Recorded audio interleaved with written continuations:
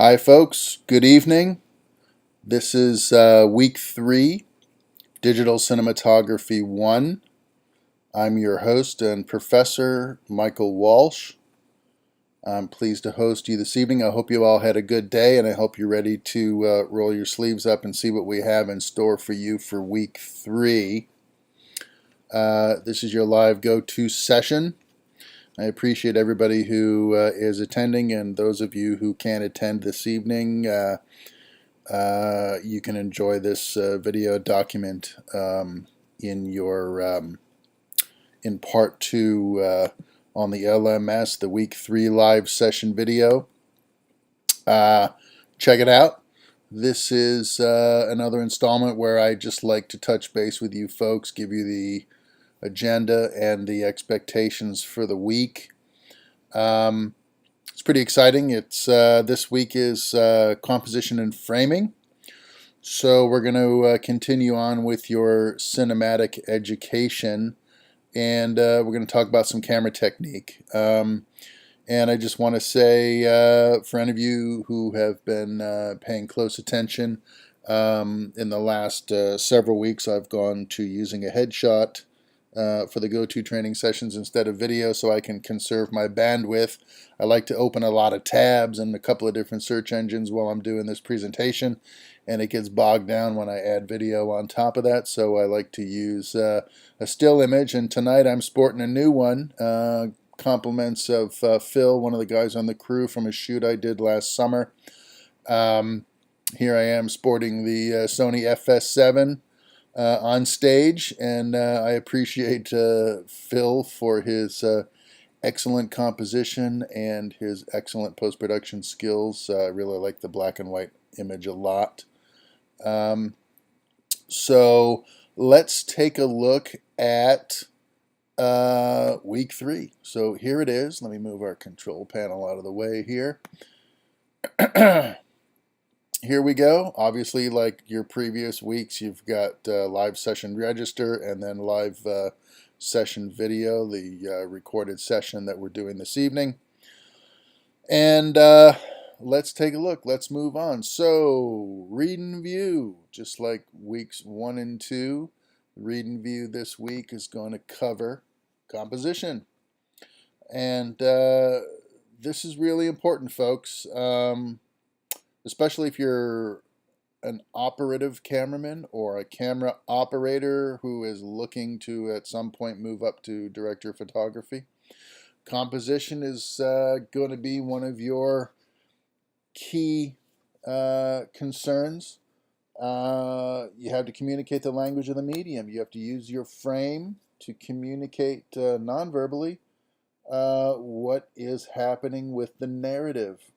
We're looking at compositional aspects of framing shots. This is including shot types, camera height, space in the frame, and the use of the line and shape to engage the audience and develop a story.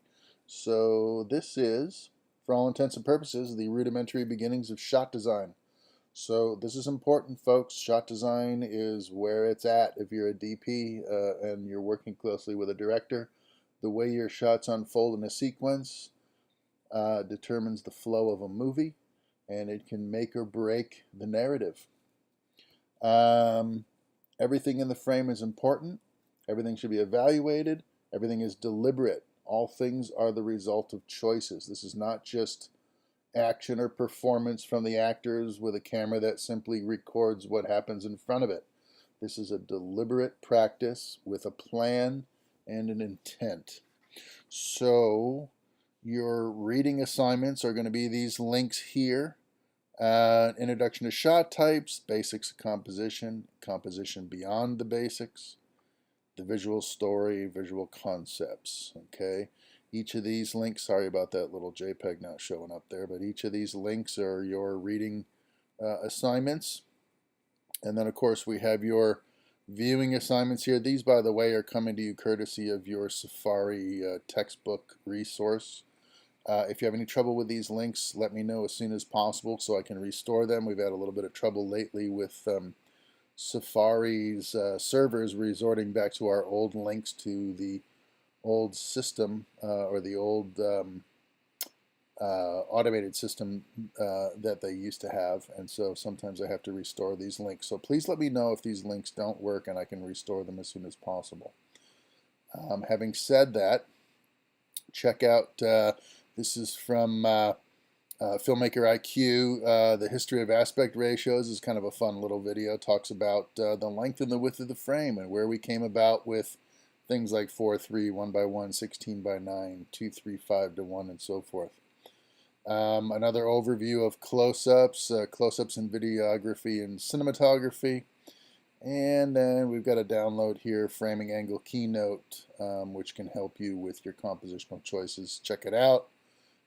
This is all good stuff, prepared with love just for you by the technical instructors at Los Angeles Film School. Moving right along, let's take a look at what we've got here. After our read and view, we've got our discussion on breaking down a scene. This is pretty cool. You guys should like this exercise. I hope you will. Basically, what we're doing here is we're going to do an exercise in discovering how many shots and shot types are used to construct a scene. This isn't a one-size-fits-all deal. It's not a formula. There's not a trick to this. You have to use your powers of observation to participate in this.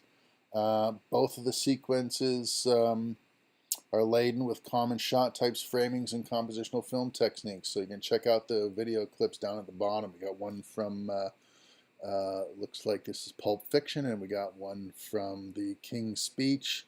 Both a couple of very good, notable films. So you're going to use your knowledge of shot types, camera height, compositional aesthetic.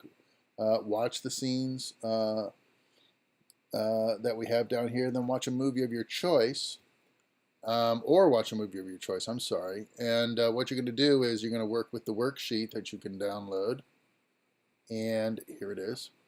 And when you check it out, you'll see that it's going to have a little bit of a breakdown here, and it's going to ask you for to show us these representative shots in the video of your choice, either one of the two clips from the bottom of the discussion page or a video of your choosing. So you're going to document what shots you found here in each of these categories, and you're going to give us little thumbnails here in the worksheet that demonstrate each of the shots that you have found for us that represent what we're looking for. So again, these are the thumbnails that represent the types of shots you'll be looking for. And then you're going to find them in your video, you're going to snip them or grab them, and you're going to import them right into here.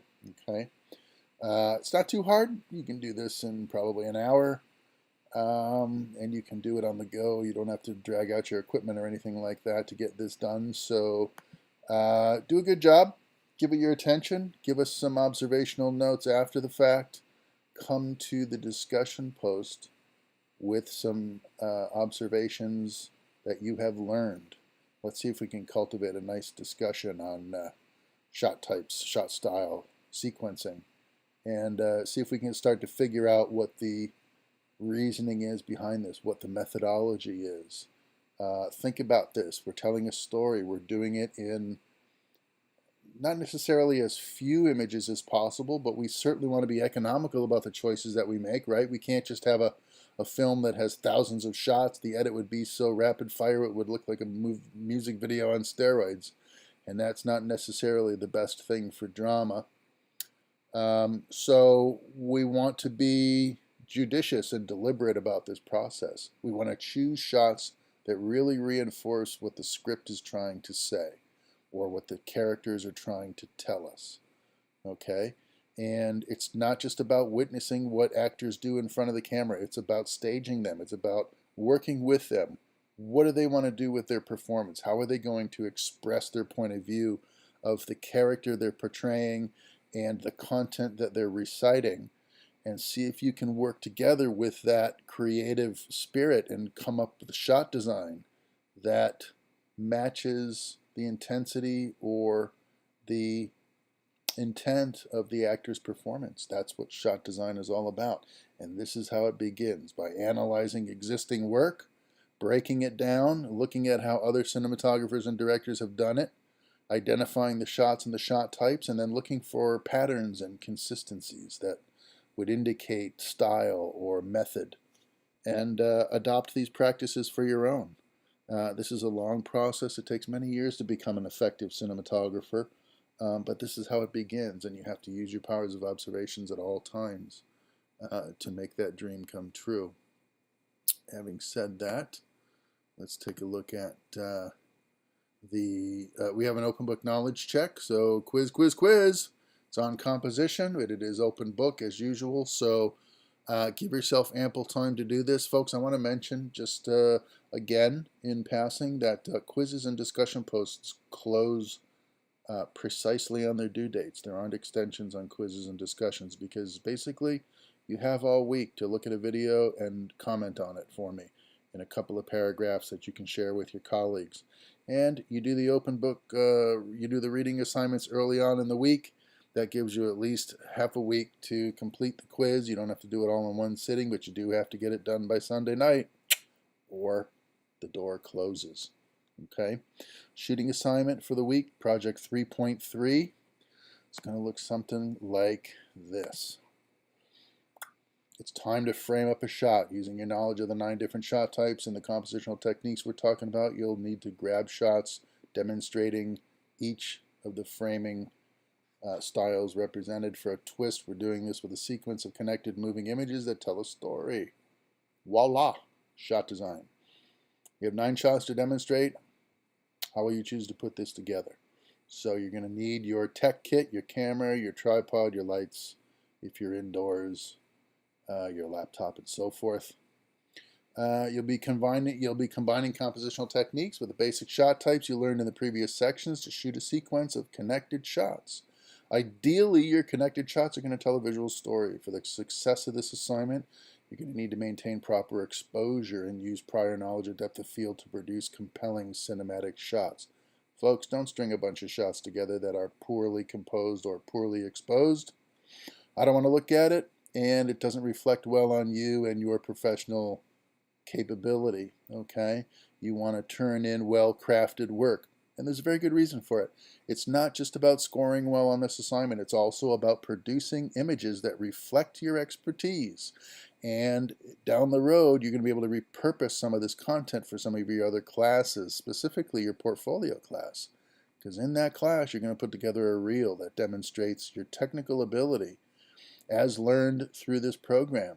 And it's going to be your calling card when you go looking for work and you are talking to independent producers, for instance, or when you're talking to HR managers who are looking for house media content specialists for in-house production of instructional videos or industrial videos, and you're going to talk to producers about independent film and about working in the field as a freelance technician. And so you're going to need proof of your capability. That's what a portfolio or a reel is all about. So get in the habit of doing it now. Don't give me shots of your dog. We love your kids and we know that they're beautiful and they're cute and they do funny things, but take time to select some purposeful shots that really demonstrate your learned skills and abilities. Okay? Put a little effort into it. Trust me, it will pay off down the road. Here's a couple of videos that are nice to check out. This is the final scene from The Good, the Bad, and the Ugly, the shootout. And it's one of the classic examples that I've found of shot sequencing and how you arrange the different shot types and the framing aspects to produce a mood or a tone. You can ramp up the intensity of a scene, or you can slow it right down with your shot types and choices. So this is a good example of a lot of the classic angles and compositions that you'll find in standard sequencing. And you'll see how each shot contributes to a gradual crescendo where the audience is brought from a low boil up to an intense moment where the guys finally draw, and we find out who the winner is of the sack of gold. And if you've seen the movie already, kudos to you. Watch this again because you hopefully will see this sequence with new and different eyes. And then we're going to give you a little example of a previous project done by a prior student. So you have a little example here to follow. Your downloads, instructions, shot types. These are slate sheets and things, the worksheet, all of the stuff that you'll need to do the project. And then, of course, you're going to drag and drop your submission down there for me to check out next week. So that's assignment 3.3, P3.3, week 3, cinematography 1. Okay, here's your connect the shots instructions. Pretty simple. You'll be creating compositions with techniques that you've learned in class. Ideally, your connected shots will tell a visual story. To succeed, you'll need to maintain proper exposure, use of prior knowledge, depth of field, producing compelling cinematic shots. Here's your prep. Here's your steps to creating your project, and then your submission guidelines. And there's a little rubric for you if you want to take a look at how we're going to grade your project. Excuse me. That's basically it, folks. I do want to point out that we have we have an additional topics section each week. This week's pretty good. We got, excuse me, a discussion on the rule of thirds. For composition, we have got Hitchcock's rule about continuity and shot sequencing. We have balanced and unbalanced compositions, depth cues, and focal points. These are all interesting little quick snippets relating to composition. I hope you enjoy them. They're short. Check them out. We've also got some stuff, some readings on look room and headroom for composition and framing. And then we've got a little bit on close-ups and coverage. I don't know if you folks check out a lot of videos on YouTube, but we try to comb through YouTube and find good representations of concepts that we're covering in class if we don't have time to create them on our own. This is from DSLR Guide. This young man is a pretty good filmmaker, and he produces some nice videos that are very helpful, and they help relay the concepts in your native tongue. So check him out. He's good to listen to at times because he's got some nice insight. We've got some examples from some movies here: Grand Budapest Hotel and one of my favorites, THX 1138. That was George Lucas's first feature film for you trivia buffs out there. And then we've got another look from some great classic film in the minds of the cinematographers, and a roundtable forum that's hosted by, I think this one is hosted by, well, I'm not sure. I don't want to say because I don't want to say the wrong thing, but look at who's sitting around this table, Roger Deakins. He's one of the one of the finest out there. Looks like we got Maddie Lebetique here. Who else have we got here?